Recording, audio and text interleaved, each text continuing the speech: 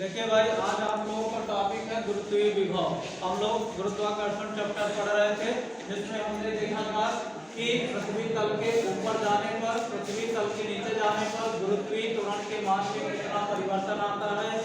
उसके बाद देखा था गुरुत्वीय त्वरण का मान कहाँ पर मैक्सिमम होता है और कहाँ पर न्यूनतम होता है। इसके बाद अगला टॉपिक आता है आपका गुरुत्वीय विभव, ठीक है, जिसको आज हम लोग देखेंगे कि गुरुत्वीय विभव होता क्या है। तो चलिए, गुरुत्वीय विभव मानने के लिए, देखने के लिए इसको हम सबसे पहले मान लेते हैं कि कोई आपका एक गुरुत्वीय क्षेत्र है। क्या मान लेते हैं कि कोई गुरुत्वीय क्षेत्र है, ठीक है। यह कुछ इस तरह से गुरुत्वीय क्षेत्र की स्थिति प्रदर्शित की जाती है। इसको आप लोग देख लीजिए, कैसे मान लेते हैं। गुरुत्वीय क्षेत्र ए है, इसका नामकरण कर देते हैं, ठीक है। गुरुत्वीय क्षेत्र ए बी है। क्या है? ए बी है।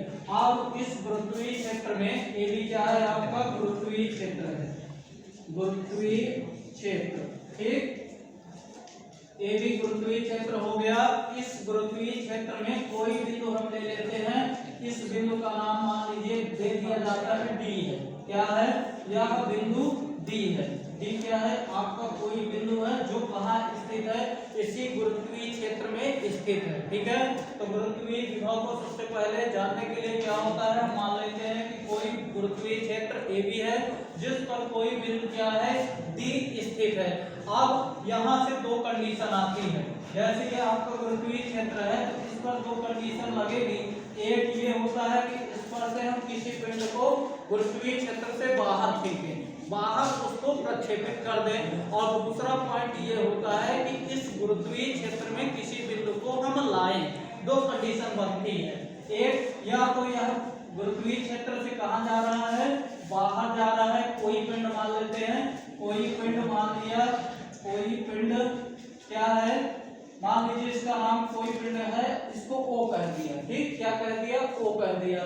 तो कोई पिंड है, इसको गुरुत्वीय क्षेत्र से या तो हम बाहर जाएंगे, फेंकेंगे या प्रक्षेपित करेंगे।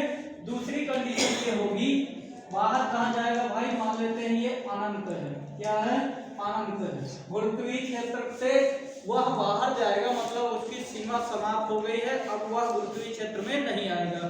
तो गुरुत्वीय क्षेत्र के बाहर कहाँ जाएगा? वह पिंड अंतरिक्ष में अथवा अनंत पर क्या होगा? अपना तैरता रहता है। दूसरी कंडीशन क्या होगी? या तो इसी पिंड को, ये जो ओ है, इसी को हम कहाँ लाएं? गुरुत्वीय क्षेत्र पर लाएं। इसी पिंड को गुरुत्वीय क्षेत्र से बाहर प्रक्षेपित करें अथवा बाहर से कोई पिंड को गुरुत्वीय क्षेत्र में लाएं। क्लियर? तो दो कंडीशन आपको मिल गई। अच्छा, आप गुरुत्वीय क्षेत्र से बाहर किसी पिंड को ले जाना है तो अपने से तो चला नहीं जाएगा, है ना। इसको कुछ ऊर्जा चाहिए, कार्य करना पड़ेगा। जैसे मान लेते हैं कोई वस्तु यहाँ से रखी है, किसी में इसकी समतल पृष्ठ पर रखी है ए बी। आप इसकी स्थिति में इसको विस्थापित करेंगे तो कुछ ना कुछ हम क्या करेंगे? बल लगाएंगे। और बल लगाएंगे तो कार्य होगा, कार्य करना पड़ेगा, तभी यहाँ क्या होगा?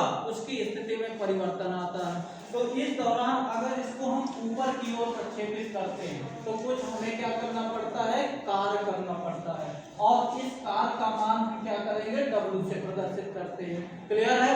अच्छा, यह पिंड है, ऊपर की ओर जा रहा है, पिंड है, तो कुछ ना कुछ इसका द्रव्यमान होगा। क्या होगा? द्रव्यमान होगा। तो द्रव्यमान मान लेते हैं इस पिंड का द्रव्यमान यम है, ठीक। W क्या है? कार्य है, किया गया कार्य है। द्रव्यमान इसका क्या है? यम है, ठीक है। अब देखिए, यह कहाँ, जब हम इसको गुरुत्वीय क्षेत्र से बाहर फेंकते हैं तो हमारे द्वारा कार्य किया जाता है। तो जब हमारे द्वारा कार्य किया जाता है तो इसका मान क्या होता है? धनात्मक लिया जाता है। क्या होता है?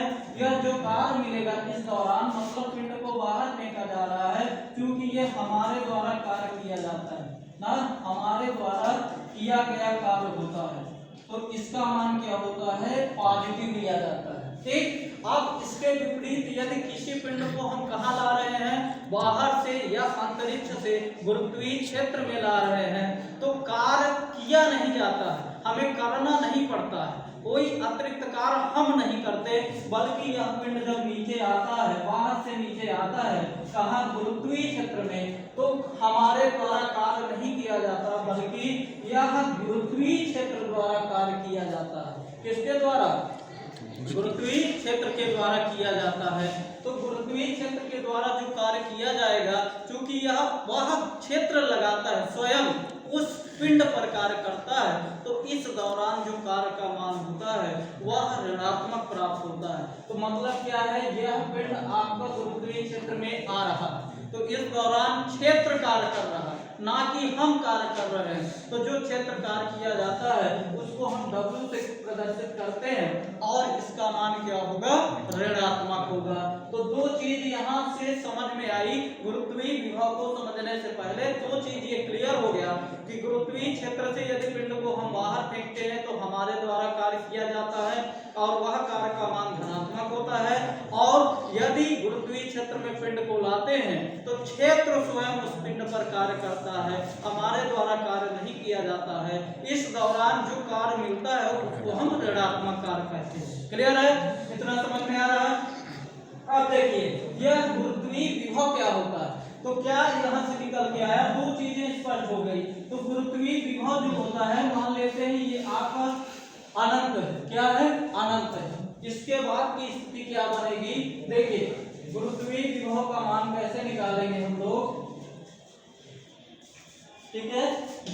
यहां से समझिएगा, ये अनंत था, क्या था, अनंत या अंतरिक्ष कह दीजिए, इसका मान अनंत है। अब अनंत है, गुरुत्वीय क्षेत्र पर हमने बिंदु माना था D है, ठीक है। तो यहाँ से क्या करेंगे, इस अनंत से किसी पिंड को गुरुत्वीय क्षेत्र के बिंदु, किसी बिंदु D पर लाते हैं। यह फिक्स नहीं है कि D ही हो सकता है, कोई बिंदु हो सकता है। हमारे द्वारा मान लिया गया है कि यह बिंदु D है, ठीक। तो क्या कंडीशन बनी कि इस पिंड को, पिंड का नाम दिया था O, पिंड क्या है, O है। पिंड O को अनंत से कहाँ ला रहे हैं, गुरुत्वीय क्षेत्र पर ला रहे हैं, किसी बिंदु D पर ला रहे हैं। तो इस दौरान किया गया कार्य क्या होता है, W प्राप्त होता है। क्या होता है, W प्राप्त होता है, ठीक है। यह पिंड है, इसका द्रव्यमान मान लेते हैं यम है। क्या है, द्रव्यमान यम है। तो गुरुत्वीय विभव की बात करें तो क्या हो जाएगी इसकी डिफिनेशन, कि यदि एकांक द्रव्यमान को, क्या डिफिनेशन हुई, एकांक द्रव्यमान को अनंत से गुरुत्वीय क्षेत्र के किसी बिंदु तक लाने में जो कार्य करना पड़ता है उसी को हम क्या कहते हैं, गुरुत्वीय विभव कहते हैं। तो यहाँ से आप देख भी पा रहे हैं, यह एकांक द्रव्यमान का पिंड है, इसको हम गुरुत्वीय क्षेत्र के बिंदु D पर लाएंगे, ये कहाँ पे अवस्थित हो जाएगा, D पर आ गया है, और इस दौरान कार्य W प्राप्त होता है। तो गुरुत्वीय विभव B बराबर क्या हो जाएगा, W/m। क्या हो जाएगा, W/m। चूंकि यह अंतरिक्ष से आया है गुरुत्वीय क्षेत्र पर, तो जो किया गया कार्य है अभी हम लोगों ने देखा वो क्या होगा, ऋणात्मक होगा। तो B बराबर क्या होगा, -W/m। यह गुरुत्वीय विभव का व्यंजक प्राप्त हो जाएगा। अब इसके मात्रक की बात करेंगे, तो मात्रक यहीं से आप निकालिए, क्या हो जाएगा इसका मात्रक, बताइए। कार्य का मात्रक, W क्या है, किया गया कार्य है, तो कार्य का मात्रक जूल हो जाएगा, m क्या है, द्रव्यमान है, तो जूल प्रति, इसका मात्रक हो गया जूल प्रति किलोग्राम, ठीक है। क्या हो जाएगा, जूल प्रति किलोग्राम। और विद्युत विभव, तो गुरुत्वीय विभव कैसी राशि है, आदिश राशि होती है। दूसरा पॉइंट क्या ध्यान रखना है, यह कैसी राशि है, आदिश राशि है। कई बार सवाल यह पूछा गया है कि गुरुत्वीय विभव कैसी राशि है, तो आप जानिए आदिश राशि है।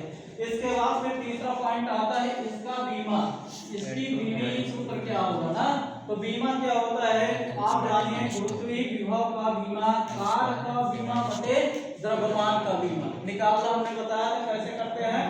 कार्य की बीमा में आप द्रव्यमान की बीमा का भाग लगा दीजिए, तो क्या प्राप्त हो जाएगा, उसका बीमी सूत्र जो आता है B बराबर L²T-2। गुरुत्वीय विभव का बीमी सूत्र L²T-2। क्लियर है। तो इतना इस पॉइंट को आपको ध्यान में रखना है। अनंत से एकांक द्रव्यमान को गुरुत्वीय क्षेत्र पर लाते हैं तो जो कार्य करना पड़ता है वही गुरुत्वीय विभव के बराबर होता है। कैसी राशि है, अदिश राशि है। मात्रा क्या होगा, जूल प्रति किलोग्राम हो जाएगा और बीमी सूत्र क्या होगा, L²T-2। ठीक है, तो चलिए इतना ही। बहुत बहुत धन्यवाद।